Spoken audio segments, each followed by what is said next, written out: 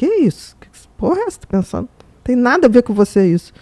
Isso me dá aquela... Isso é o nosso lado da consciência, que é o lado não material.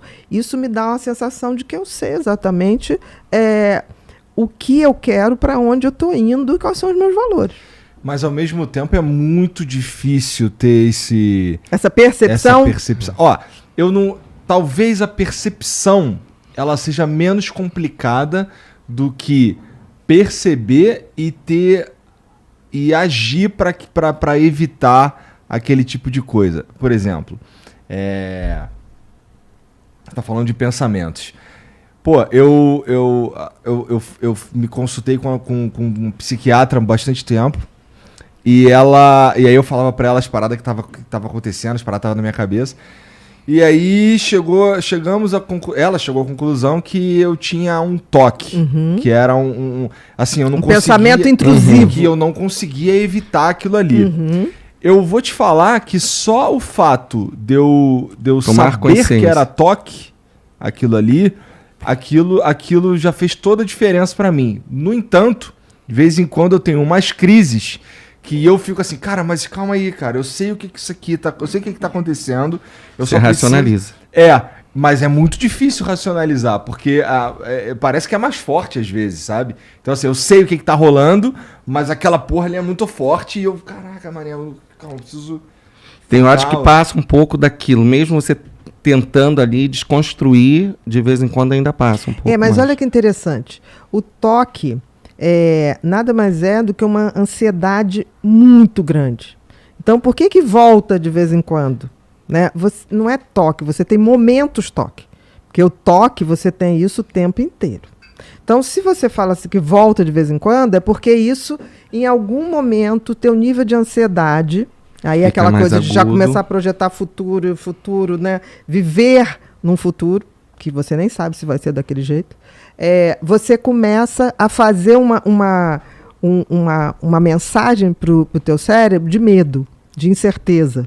E aí, nesse momento, ele começa a descarregar adrenalina, noradrenalina, que te deixa mais amedrontado. E aí você começa a ter medo, inclusive, desses pensamentos que são produzidos, que são pensamentos de medo. Na verdade, você fala que ele é mais para um traço toque. Eu acho que, pelo que ele está falando, numa ansiedade aguda, maior, ele aparece, mas ele não é um toque. Constante. Não. O toque ele é infinito, eu imagino, infinito. né? Ele é difícil, é uma das doenças mais difíceis de ser tratadas e curadas.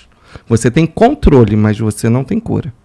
E você disse uma coisa tão interessante, do momento que eu tive consciência, né? Porque no momento que você tem consciência, através do conhecimento, o que acontece?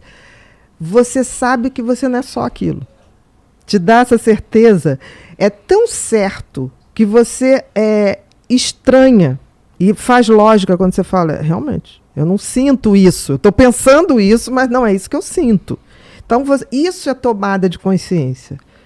Isso, de uma certa maneira, é o desenvolvimento de uma espiritualidade por consciência. Verdade. Você sabe qual é a pior ignorância? Não é o cara que não tem conhecimento. É o cara que se recusa a adquirir conhecimento. Sem dúvida. Porque o conhecimento traz essa mágica.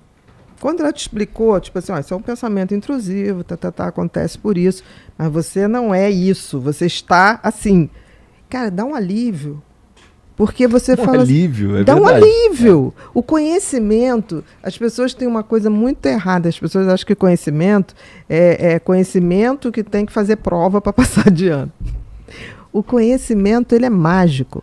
Ele dá essa possibilidade de você intervir numa máquina que funciona só para te defender. O cérebro, se você não fizer nada, ele o tempo todo vai produzir comportamentos que vão fazer você sempre evitar a morte, tá? Ou então buscar prazer imediato. Ele é uma maquininha feita, programada assim. Você pode desenvolver mais ele, se quiser. Não, se quiser e se tiver essa consciência de querer. Que só vem pelo conhecimento. Não tem como. E isso que vocês falaram me traz mágico do tempo que eu trabalhava em hospital. Então, às vezes, falava assim, Alex, vai lá no quarto tal, fulano tá para entrar na cirurgia e ele tá tendo uma crise. E eu chegava simplesmente, o que está acontecendo e tal, o desespero de saber como que seria a anestesia, se ele voltava, se ele não...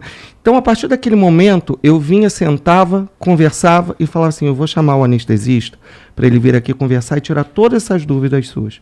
Dava aquela acalmada. Então, a própria psicologia, a própria psiquiatria, ela te ajuda muito a levar você a esse conhecimento. Sabe? Que abre a possibilidade da sua consciência. E aí, a partir daquilo, se você sai dali, daquele consultório, daquela conversa, e você começa a pesquisar, a procurar mais, você mesmo vai se tendo esse autoconhecimento. Eu imagino que basicamente teu trabalho é fazer as pessoas refletirem melhor sobre o que elas estão te relatando. Pelo menos foi assim comigo. Eu também fui a psicólogo e assim, pessoalmente, eu acho que me ajudou pra cacete, sabe? Eu não sei o que minha mulher acha. Porque assim, ó, eu considero que eu era um cara bem mais escroto do que eu sou hoje, entendeu?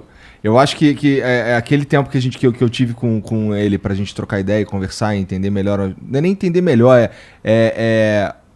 usar o drone e ver como é que eu tô agindo e o que eu tô fazendo e tal, e problemas que eu tô levando pra um lugar que eles não deviam estar e tal. Isso mudou, cara, a minha percepção muda o paradigma de viver. E é engraçado que, não sei, acontece muito com a Bia também. A gente tá sempre junto, então vira e mexe acontece. A gente chega num lugar, as pessoas já ficam, vocês estão me analisando. Vocês estão...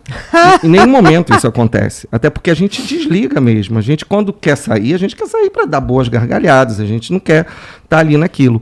Mas até a gente, às vezes, precisa. Às vezes eu chegar e estou conversando alguma coisa com a Bia vem e traz uma luz. Porque eu estou tão irrigado ali dentro daquela situação que às vezes eu não consigo enxergar. E isso é o que a terapia, a psiquiatria, de uma certa forma, nos ajuda a levar o outro a ter essa consciência dele. Mas eu acho que a gente... isso aí a gente está falando de quem pôde chegar a um psiquiatra, quem pôde chegar a um psicólogo. Por isso que eu digo que assim, o fundamental é inspirar as pessoas. Então, é tornar o conhecimento tão acessível que você fala para uma criança, fala para o adolescente... E ele pode não entender o que você falou, mas ele sabe que aquilo tem algum sentido. É plantar uma sementinha. O conhecimento tem essa magia. Se você despertou uma coisa, um bom professor, por exemplo, não é o cara que dá a melhor matéria, mas que inspira você buscar aquele assunto. É verdade. Isso das pessoas, se as pessoas soubessem que inspirar pessoas... deveria ser uma coisa que todos nós deveríamos fazer. E eu estou falando em inspirar pessoas, por exemplo, eu já fui inspirada por pessoas que simplesmente me deram um sorriso. Sabe, você chegar num lugar, a moça do cafezinho ou a moça que está varrendo o chão, olhar para você e dar um sorriso. Falei, cara, que coisa inspiradora. Na mesma hora eu falo assim, por que eu estou com essa cara amarrada? Olha só, a mulher 5 horas da manhã ali, feliz. Então, assim... A gente tem que ter essa coisa de colaboração. Não existe convivência humana se a colaboração não existir. Então, essa coisa de você prender o conhecimento, isso implode em você. Essa coisa de você prender uma palavra legal, implode em você. E as pessoas não se dão conta disso. Por exemplo, seja para o que for... A gente só pode ter uma felicidade razoável quando a gente se torna uma pessoa melhor para a gente, mas também para as pessoas que nos cercam. É o que eu digo que são a grande revolução da humanidade, ela vai começar no quintal da gente. Se todo mundo fizer um micromundo melhor, a humanidade como inteira vai ser melhor. E tu escreveu um livro inteiro sobre felicidade, né? E eu tava lendo aqui, bem interessado, a parte de trás aqui sobre... E a primeira coisa que tá escrita aqui atrás é: você é feliz? Cara, quando as pessoas me perguntam isso,